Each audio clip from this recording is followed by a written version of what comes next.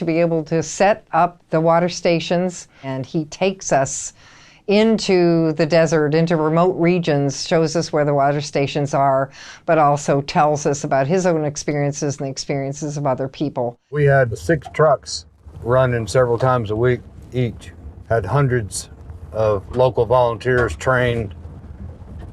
Our primary purpose was to ameliorate the conditions that exist out here.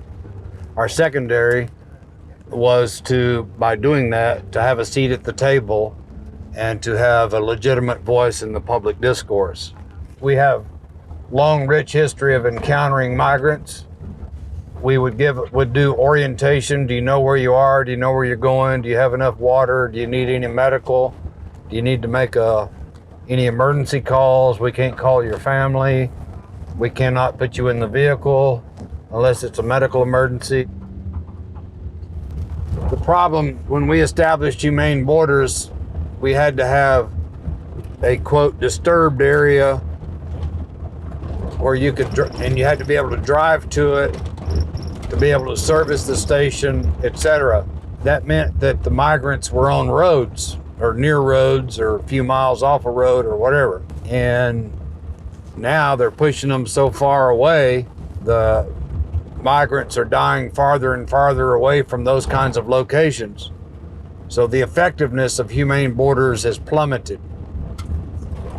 No more deaths, and the Samaritans are going out and making water drops where they have to carry the water in another mile or so and drop it off.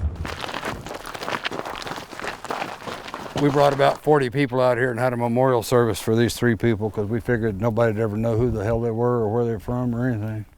They were all Guatemalan nationals. One woman took a .223 round across her rib cage, sternum rib cage, just a perfect slash, just Heidelberg scar style. She bent over and nearly bled out on the lap of the guy that actually was the coyote.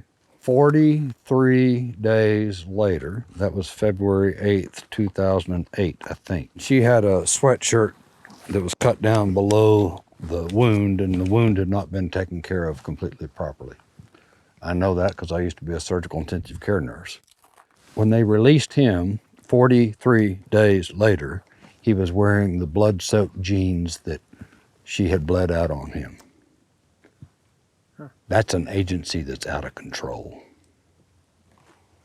You know, I have one word for ICE, Immigration and Customs Enforcement. Am I on camera? Fuck them. If you want to represent the United States, its values, its traditions, and its laws, you do not abuse people like that. You show them what the United States stands for. If you want, a cop is not a court. You have no right to pass judgment on any human being absent a court order. Period.